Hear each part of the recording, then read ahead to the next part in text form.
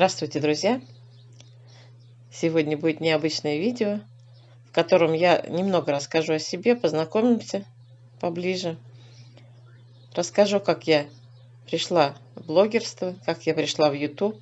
Спасибо, что вы на моем канале, спасибо, что вы меня поддерживаете своими комментариями, лайками, подписками. Кому интересно, оставайтесь со мной. Я сейчас поведаю вам свою историю. Сегодня будем шить бора. Ленивый бора, но не совсем ленивый, конечно. Он и трудоемкий получился, потому что много и ручного труда у меня было вложено в эти заготовочки. Угадайте, что я буду шить. Пока я рассказываю, гадайте. Пишите в комментариях сразу. А пока я собираю бора. Я подбираю вот так лоскутки джинсы и раскладываю на основу. А основа у меня ситец. Сразу я хотела все лоскуты пришивать машинной строчкой различной, декоративной. Но в итоге получилось, что я вышивала и вручную, и машинкой разными декоративными строчками. Я давно вынашивала эту мысль, но как-то не получалось ее в жизнь претворить. Ну и наконец-то я решила. Мне как раз понадобилась небольшая, проговорюсь уже, сумочка, которую повесить на руку, на кисть можно. Положить буквально самое необходимое: телефон, ключи, ну, санитайзер с салфетками. И вот такую сумочку маленькую я решила сшить. Мне очень понравилась техника бора. Я как увидела, прям сразу влюбилась. И вот несколько сумочек уже сшила. Ну вот с этой маленькой сумочкой 5 уже получилось. В школе у нас не было кружка домоводства, к сожалению, потому что из 2 классов у нас не набиралось достаточное количество девочек. И поэтому у нас были труды. Вместе с мальчишками мы стругали, шлифовали, что-то, черенки какие-то делали, какие-то, в общем, поделки из дерева. И вот такие у нас труды были. Но мы белой завистью, конечно, завидовали девчонкам, у которых домоводство, которые учатся шить, готовить, вязать. Ну, а мы учились шлифовать и стругать изделия деревянные. Ну, что поделаешь. Ну, а у мамы была, она и сейчас живая, подольская машинка. Ну, когда-то что-то я, конечно, там шила, подшивала, может быть. Ну, а потом уже в студенчестве мы жили в комнате в одной, и у меня была однокурсница Оля, и она уже в это время выучилась на швею ли, на закройщицу ли. И она меня заразила шитьем.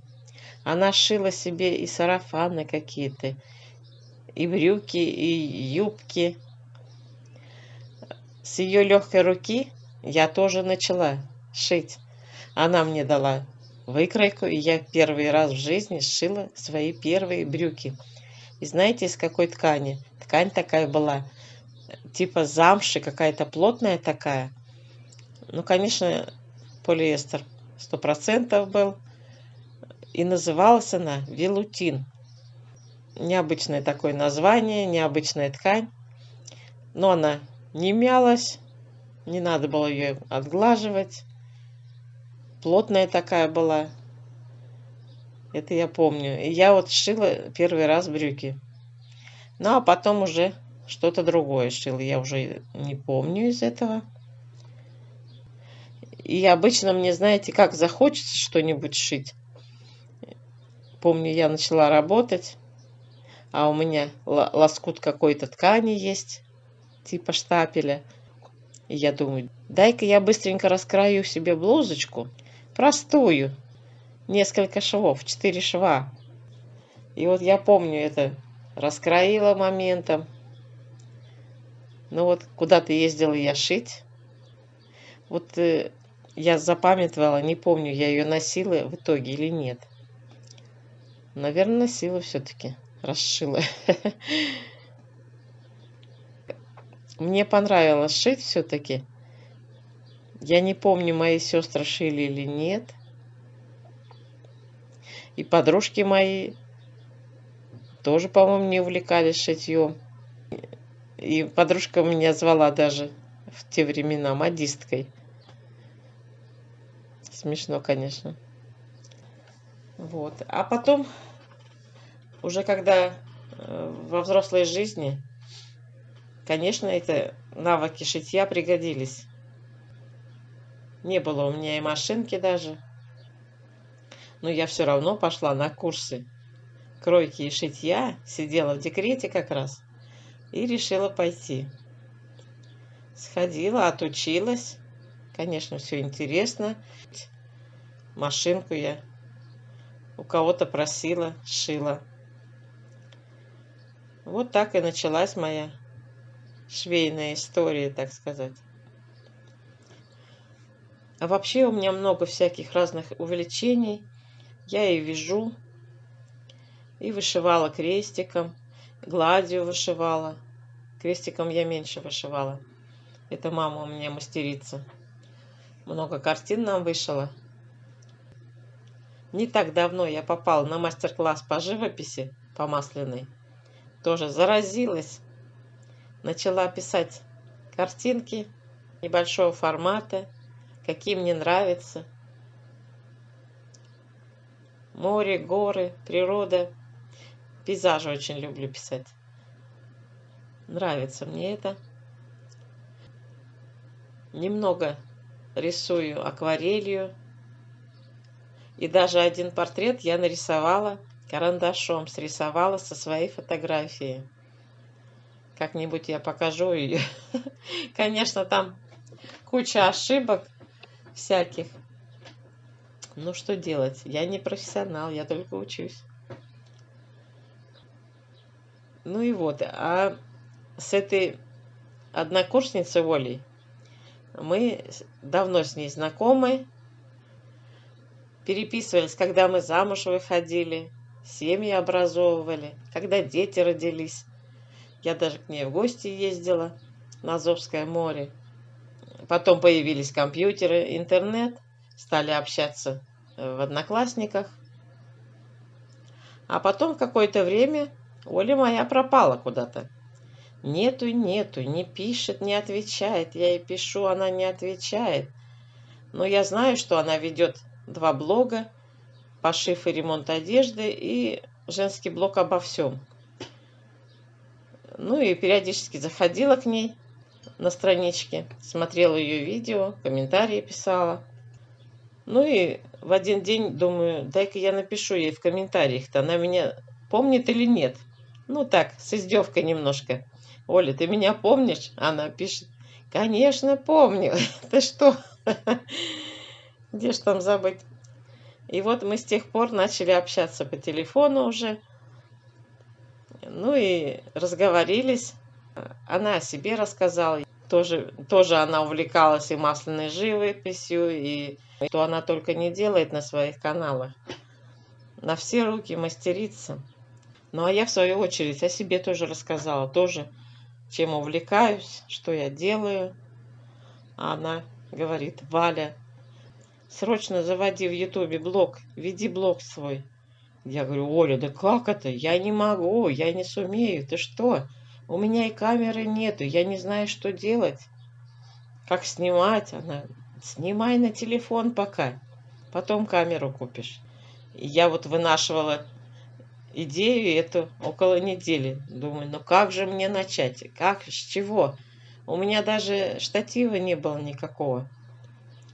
Думаю, куда я телефон-то прикреплю, чтобы снимать-то? Меня же не будет кто-то снимать с руки. Потом, наконец-то, я догадалась, как мне прикрепить свой телефон. Прикрепила кое-как на шкаф. Начала снимать свое первое видео. Делала салат.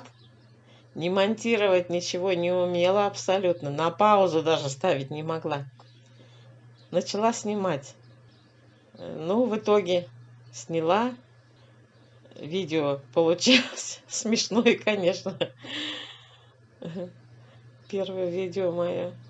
Но я его потом отредактировала немножко, подрезала, убавила. Ну, в общем, получилось. И так потихоньку первые. Все не умела как-то, рассказываю, показываю. Ну, как могла. Ну вот я уже в блогерстве, уже сколько я, больше года. Скоро 1,5 года будет. Юный блогер, так сказать.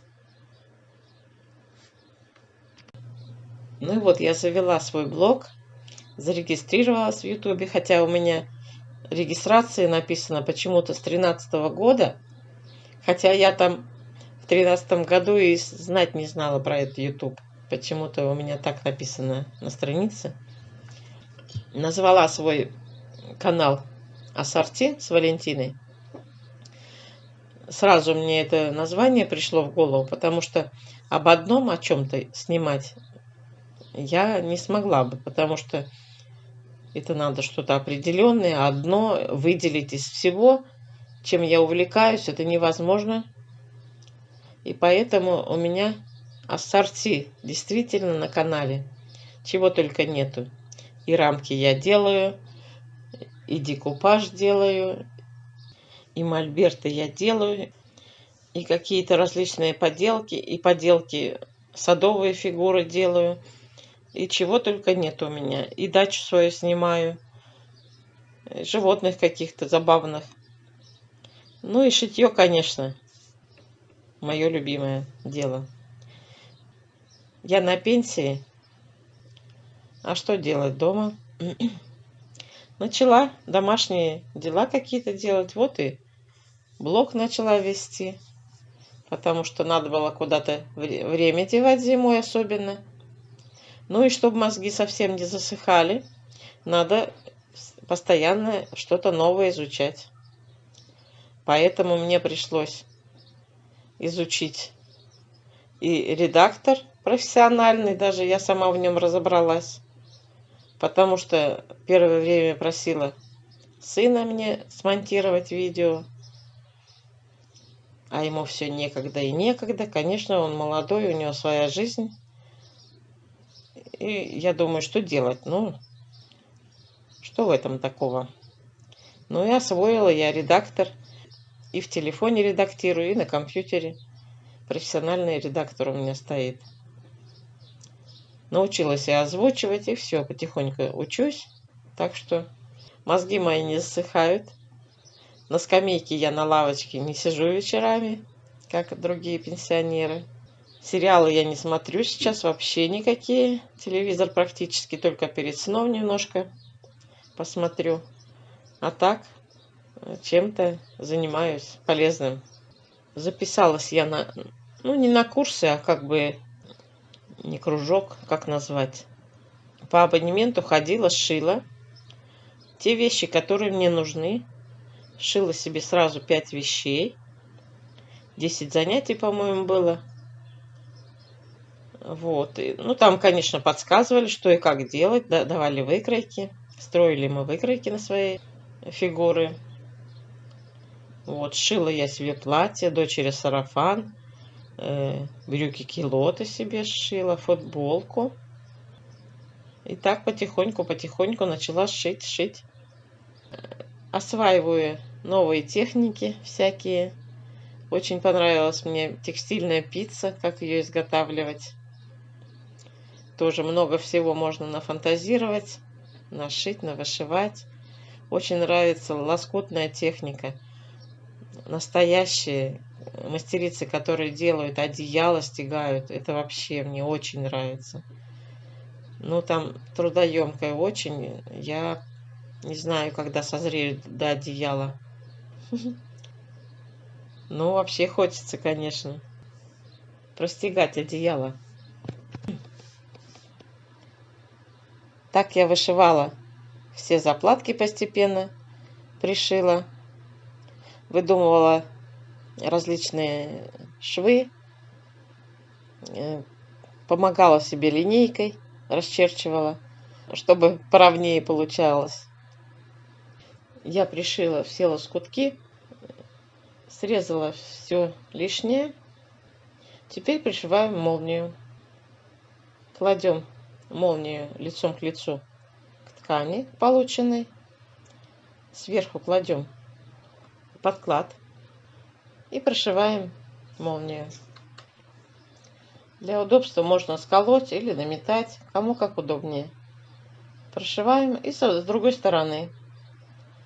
И молнию отстрачиваем на 1 миллиметр, чтобы подклад не попадался под молнию, чтобы замочек не сломался. Когда молния пришита, можно уже строчить всю сумочку, подклад и основную ткань. Только на подкладе оставить небольшое расстояние непрошитым, чтобы потом можно было вывернуть.